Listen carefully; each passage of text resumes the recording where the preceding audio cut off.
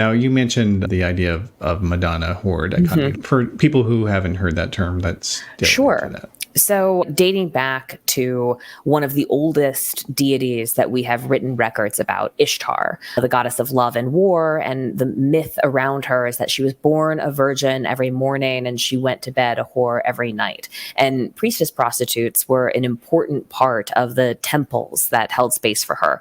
And this is at a time when temples were really the organizing force of the ancient world. They weren't just places of worship, but they were also places where important decisions were made. They were the keeper of important knowledge, especially around fertility. They were also the only bank in town. There is another figure, even older than Mary, the two Marys. She was one of the very first canceled literary figures, and that was Asherah or Asherah. The ancient Hebrews and Judaism grew out of Canaanite polytheism.